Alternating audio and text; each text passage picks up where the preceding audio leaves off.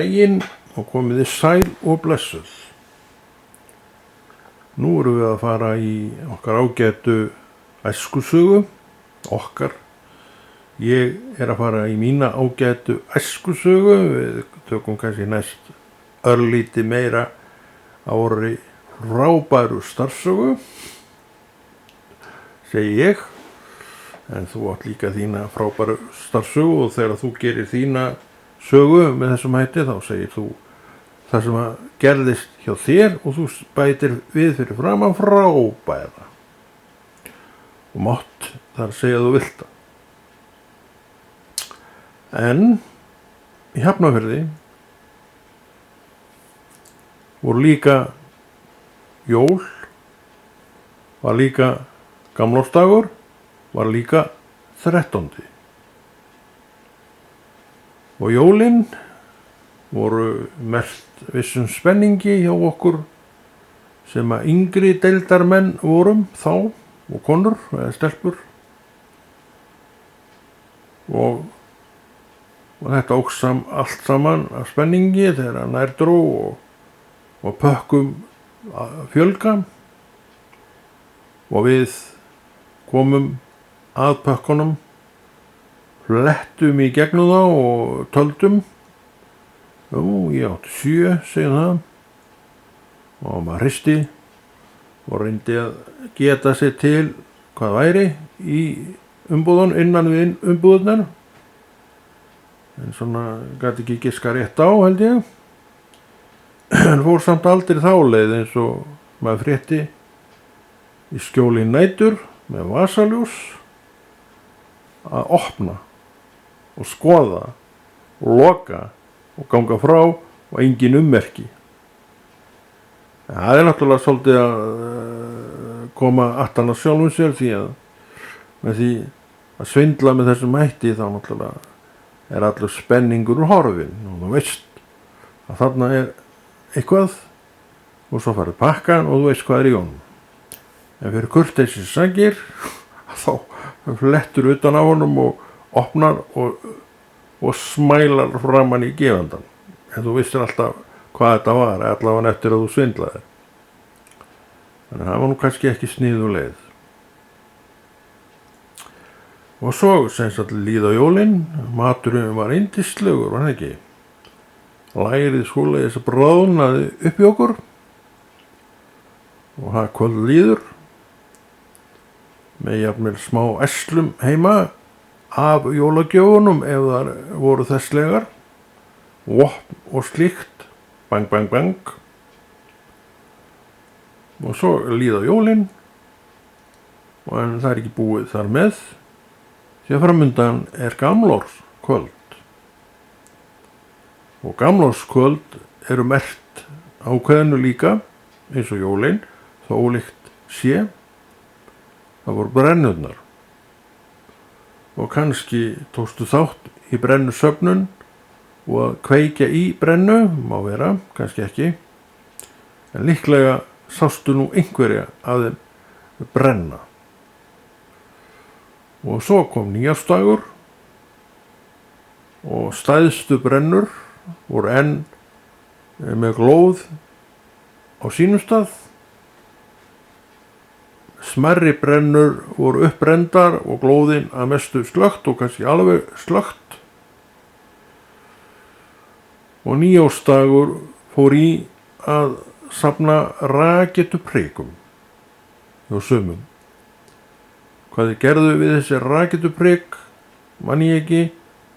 Sjálfur var ég nú í því svolítið og ég man ekkert hvað ég var að gera við þetta og eða akkur ég var að þessu en maður gerði þetta samt. Og svo kom 13. Maður hafa nú aldeilis fjörugum að þar. 7. janúar 1964 stendur í dagblaðinu Vísi eftirfarandi. Strandgatan logaði í álátum í gærkvöldi. Strandgatan. Og kannski varst þú alveg óður þar að hvolfa á ruslafötum og ýta bílum sem stálheiðarlegir bíógestir jafnvel höfðu lagt fyrir utan og sátu inn í bíóhúsinu að horfa á mynd. Hvaða mynd? Er sýnd í Hafnarfjarðarbíó, segjum það, 7. janúar 1964, veit ég ekki, kannski var þá Carlsen stýrimaður. Hún var vinsæl, geti alveg verið. Hún geti líka hafa verið seinna, hún geti líka hafa verið fyrr. En hvað það, að þessum bílum, sumum að þessum bílum við bíóhúsin, var ýtt út á göturnar og skildar þar eftir, en lögreglan tók, hún var á vappið þarna og náttúrulega sá að ganga frá eftir liðið, hvers geti sem ykkur koldur ruslafötu, þá held ég að löggan af hún komið og mokaði upp og í tunnun aftur og jafnvel skila tunnunni á sinn stað, svona eftir sem tök voru á, en þeir sem sagt ýttu bílnum aftur í það stæði sem hann var tekinn úr. En hvernig stóð á því að menn komust inn í þessa bíla? Því að til að ýta bíl þá þarf að taka úr gír og jafnvel úr handbremsum, ef að menn hafi sett í handbremsum, sem ekki víst að það hafi nú verið þarna á sléttri strandgötunni, en allavega hafa þeir skilið eftir bílinn í gír, þannig að til þess að hreyfa bíl í gír þá þarftu að komast inn í hann. En ykkur að segja, kæru vinir, var að það var ekkert óalgengt að menn skildu eftir bíla og jafnir húsin sín ólæst. Það var engin þjófnaðar faraldur í gangi eins og við þekkjum í dag. En þetta voru til þjófar þá alveg svo í dag, en þeir voru ekki margir. Og þeir sem voru á þessum stað, menn vissu jafnvel hverjir það væru. Að hann var að skríða inn um glugga og hann er nú þekktur fyrir það, sögðu menn. Þannig að það skýrir hvers vegna þessir bílar fóru út á götuna. Þeir voru bara ólæstir og annað, og oft voru lyklarnir í svisnum. Það voru margir og það var ekkert óalgengt að bílar væru skildir eftir með þessum hætti, jafnvel yfir nótt. Þetta er náttúrulega svo sem hefur auðvitað má segja þessi ósiður og eitthvað sem maður gerir ekki, en það voru alltaf aðri tímar árið 1964 heldur en í dag árið 2022. Engin maður með fulla 5 skilur eftir hjá sér ólæst. Það bara kemur ekki til greina. Gerir menn það, má búast við að einhvað sem þeir vildu ekki að færi sé horfið. Þegar þú veist það ekki. Því að það er miklu meira þennan óheiðarleika í fólki heldur var á þessum tímum. Og þess vegna líka voru menn með bílana ólæsta, vegna þess að það gerðist ekki neitt. Nema kannski þessir nokkru 2 eða 3 þarna fyrir utan Hafnarfjarðarbíó eða Bæjarbíó, Hafnarfjarðarbíó líklega, að þeir bara, voru heppnir og þeir lentu í að bílarnir þeirra voru út á miðri strandgötu, stopp þar. Og þeir að horfa á Carlsen stýrimann í Hafnarfjarðarbíó sem að mörgum fannst mjög áhugavert. Ég man ekkert hver hann var, þessi Carlsen stýrimann, eða hvort hann var skemmtilegur að fyndin, ég veit ekki hvernig þessar myndir voru. Kannski var hann hundleðlur, ég veit það ekki. Ég man ekki eftir að sé það. En ég man eftir að þessar myndir með honum, með þessu nafni voru sýndar, held ég fara rétt neð í Hafnarfjarðarbíó. En þetta gerðist á 13. Strandgatan logaði í álátum í gærkvöldi, segir. Og það er 7. janúar 1964 sem sagt. hefur þó gerst 7. janúar 1964. Og svo líða nú þessi ágæti 13. veruleiki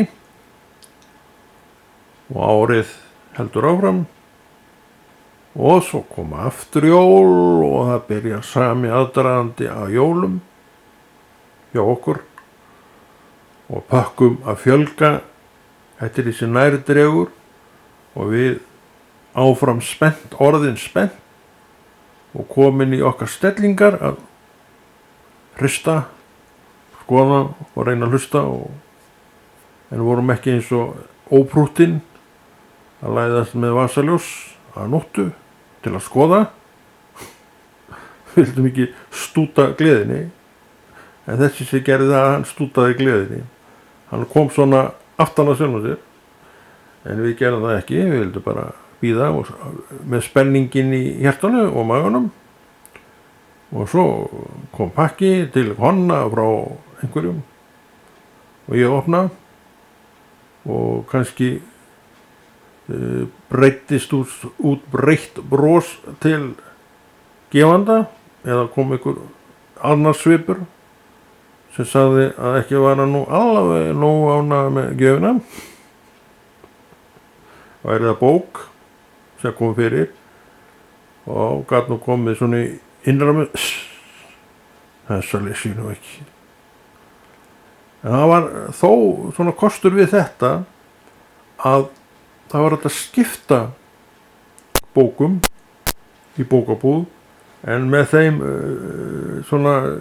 með þeim formerkjum að maður hafi fengið 2 eins. Það var ekkert mála að segja það, já ég fekk nú aðra bók og get ekki fengið aðra bók fyrir þessa. Já, alveg sjálfsagt og svo valdi maður aðra bók og eitthvað sem manni langaði frekar til að lesa eins og Tassanaba bróðir eða Prins Valiant og alla þá kappa maður. Það var ekki ónýtt að eiga þá. Fyrir kannski einhverja skáldsögu sem maður botnaði ekkert í.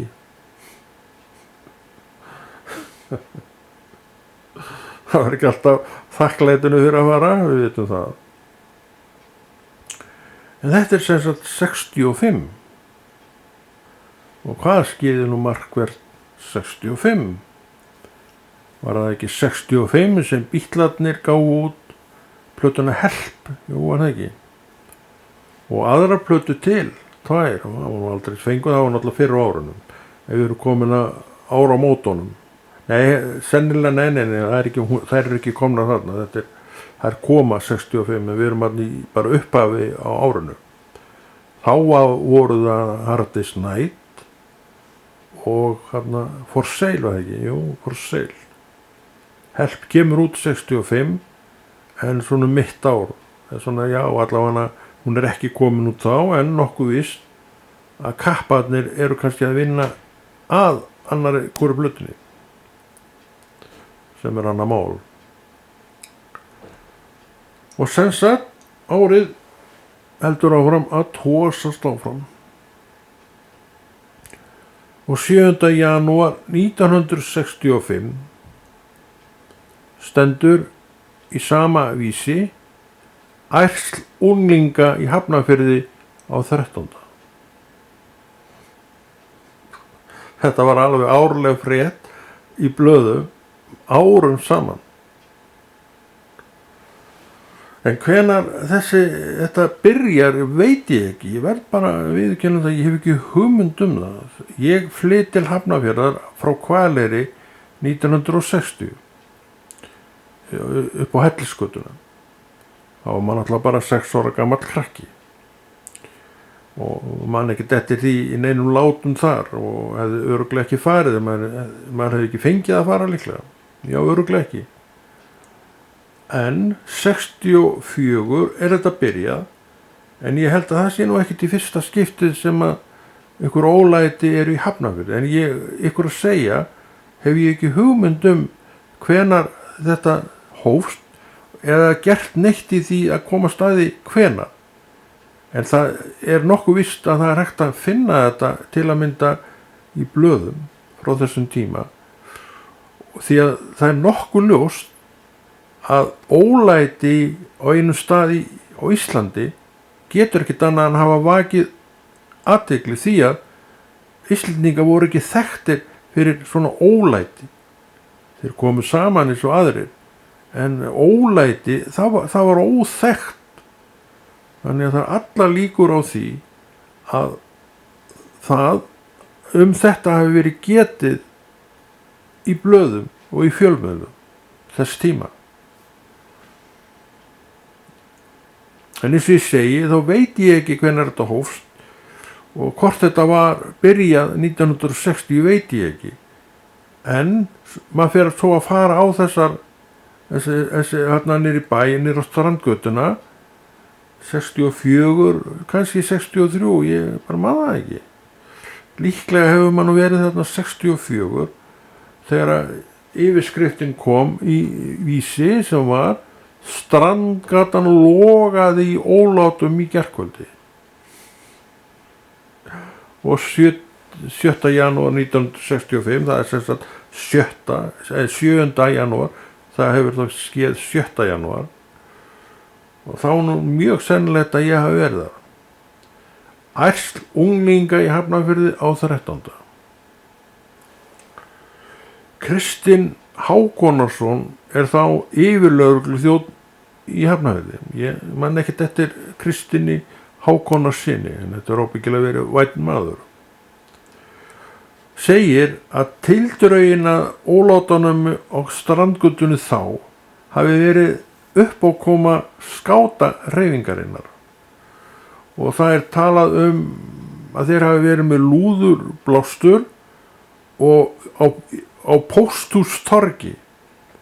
Ég veit ekki hvað þetta Pósthústorg er, en ég giska á að Pósthúsið á Strandgötunni, sem margir vita hvar er, hafi verið komið þá. Pósthúsið, ég man eftir Pósthúsinu upp á hérna, það var símstöðin þar, eða var bæði símstöð og pósthús. Þetta á Austurgötunni. Það getur vel verið að Pósthúsið hafi verið á öðrum stað, en ég bara man það ekki. Ég man allavega þegar maður var mjög ungur, að þá var símstöðin á Austurgötu, og þetta hús er ennþá uppi standandi, veglegt og fallegt.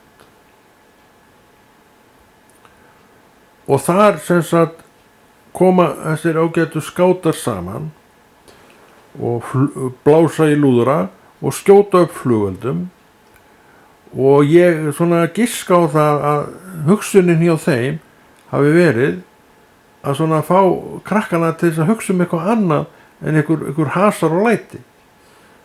En þá ber þess að geta að það er til fóður einmitt fyrir það, og bara það að koma saman þurfti bara lítið neista til þess að gera allt vitlaust. Og þeir sem sagt, kannski var neistinn hann í þessu tilviki, að þeir fara að skjóta upp flugeldum. Og það var allt, hittnaði allt og sauði öllum maður, og svo lauk skátadæminu, og þá bara fóruður út á Strandgötuna og byrja þar að gera þá iðju sem að 13. var þekktu fyrir.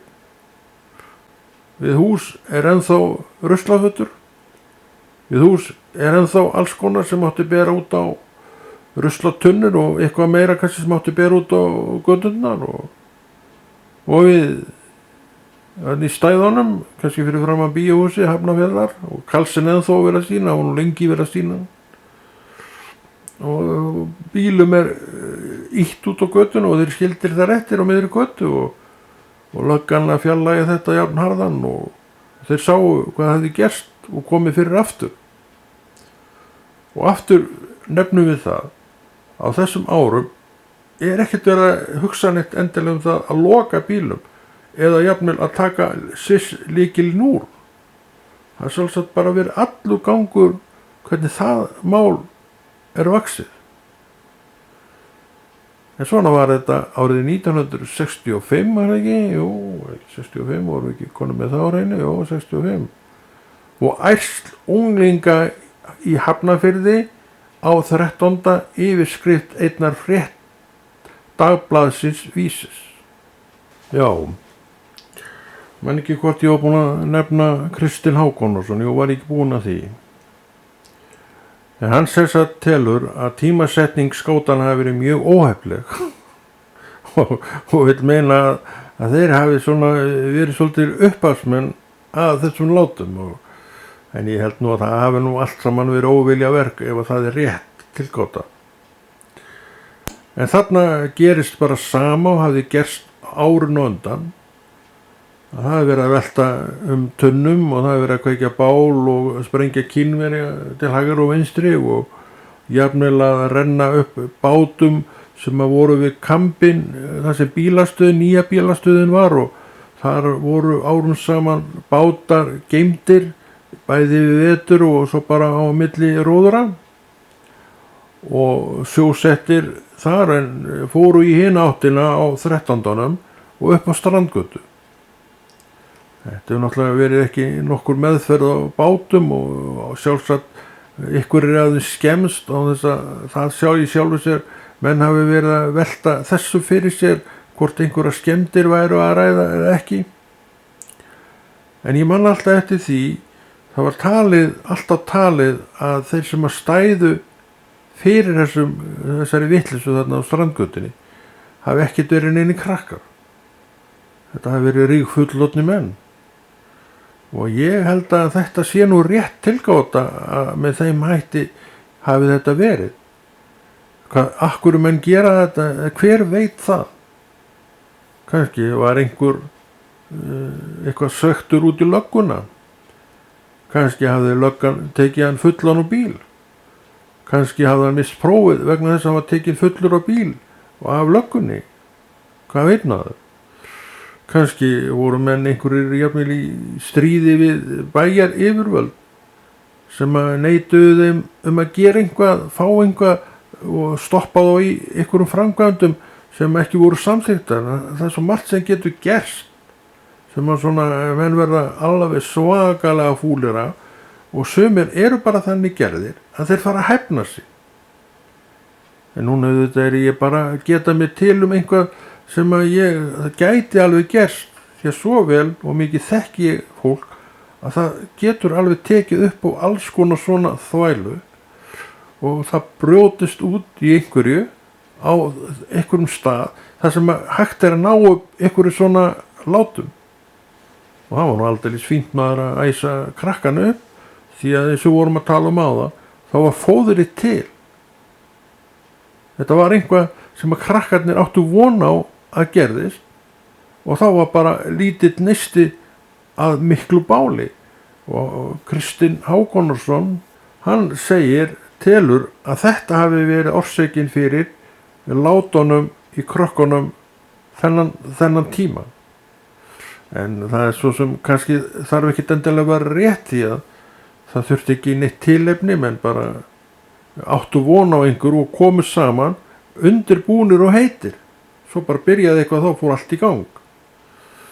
En það getur ekki alveg hafa verið rétt að flugeldarnir sem að skátakari voru að skjóta upp hafi orsakað þetta í þetta skiptið en það er samt ekkert ástæðan á öllu leyti því að það var sem sagt fóðrið var til.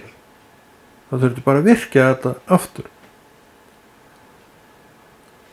Já, 7. janúar 1966 birtir Dagblaðið Vísir. Galsi hleypur í Hafnfirðinga. Galsi. Ég hef ekki verið einn af þessum galsagæjum. Ekki telur lögreglan að mikil brögð hafi verið að þessum óspektum unglingana en nokkur þó. Já, meðal annars segir kóldu þur á nokkrum stöðum og sennilega úr ruslatunnum var alltaf verið að þælast með þessar ruslatunnur og taka ilminn úr þeim og fá hann upp í nasirnar á sér þegar kólt var úr. Það hann ekki verið alltaf neitt sérstaklega geðslegt sem að ruslafata við bæjardyr innihelt því að á þessum árum þá er ekkert rusl afgreitt í pókum, sett í póka og bundið fyrir og það farið með það út í tunnu í póka. Það menn bara söfnuðu þessu saman í ruslafötuna heima hjá sér og svo þegar hún var orðið full að þá fóru þeir með hana út í öskutunnu og kvoldu úr tunnunni, úr ruslatunnunni ofan í úr ruslafötunni ofan í ruslatunnuna. Þannig að þetta var það sem að krakkarnir voru að sækja og rúlla undan sér og kolfa úr á götunni.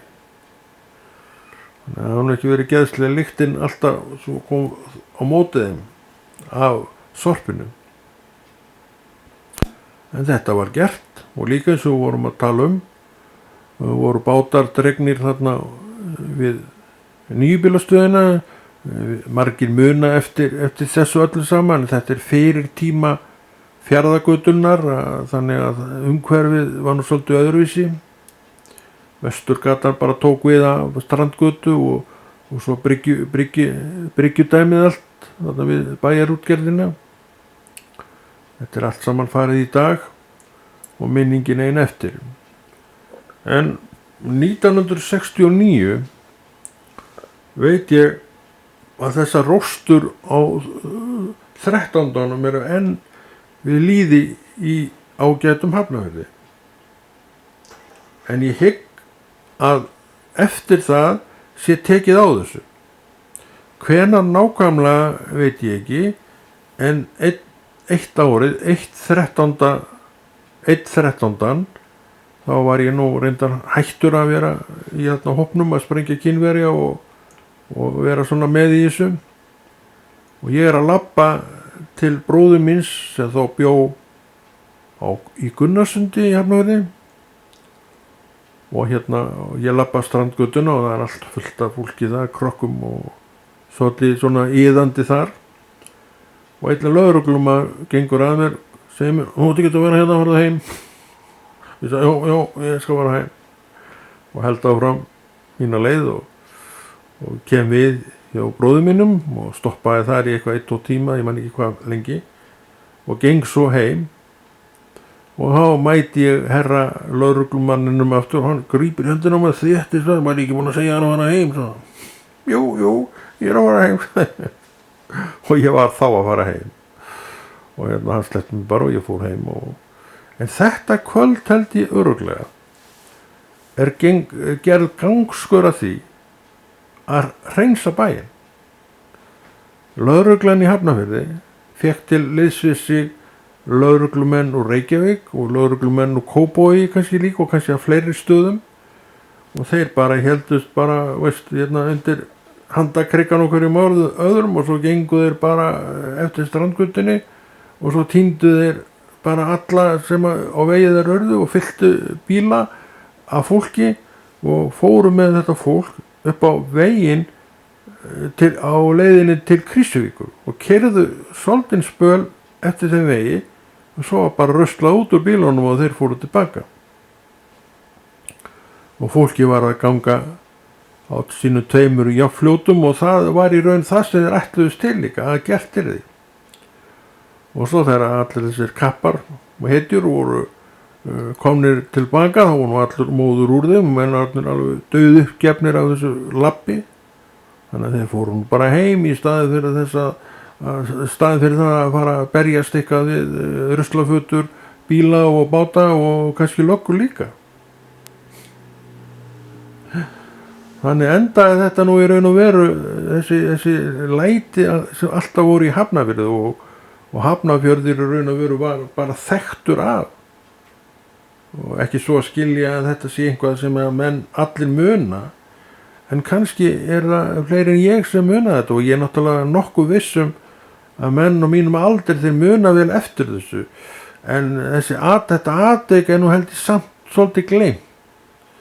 Það svona kallar eins og ég sem kannski að rifja þetta upp vegna þess að vera þeim ósköpum getur að vera að grafa í þessa sögu sem mann og auðvitað týnir maður þetta fram því að á þessum árum er þetta svolítið stór viðburður hjá manni þó kannski öðrum finnist lítt til en ég held og er nokkuð viss það að eftir þessa rassíu þetta árið, hvenær nákvæmlega veit ég ekki, kannski 1970, ekki 1969 því að þá þetta ennþá í gangi. En ég veit að þetta var stoppað. og ég veit að þetta var gert með þessum hætti að löggan fekk aðstoð og svo bara gengið á liðið og bara þeir sem voru og bara tíndir upp og löggubílar fylltir og farið með þá upp á Kristjökuveg, eitthvað talsverðan spott og bara gjöru svo vel, hér farið út og labbiði tilbaka. Og fólki gat þetta ekkert annað en hlýtt því að það var ekkert annað að ræða. Þetta var nú sagan af 13. Látunum í Hafnarfirði sem margir muna eflaust eftir. Jú, líklega, allavega kallar á mínum aldri munað og kellingar á mínum aldri. En ég ekkert viss að þetta unga fólk í dag hafi eða viti neitt þetta. En það skiptir það í sjálfsögur engu máli, en hvað menn vita og hvað menn vita ekki, en þannig það nú líka. Að þetta bara hluti af sögu Hafnarfjarðar. Þetta voru þessar rústur og blöðin, þau birtu þetta á hverju ári, sennilega öll blöð. Það sem menn bjöggust við að eitthvað fjör yrði í Hafnarfirði. Og sjálfsagt hafa þetta nú ekkert allt verið endilega haffyrski krakkar. Sjálfsagt hefur þessi atburður dregið krakka úr hinum bæjarfélögunum, Kópavogi og Reykjavík. En ég veit auðvitað ekkert það, en ég veit það að Strandgatan var full af úlingum og krökkum. En eins og við vorum líka að tala að þá var alltaf talað það að margir voru þeirra skoðunar á þess að benda á einhvern einstakann eða hvernig það var, að þetta fullorðnir stæðu fyrir þess. Og ég hallast að því að svo hafi verið.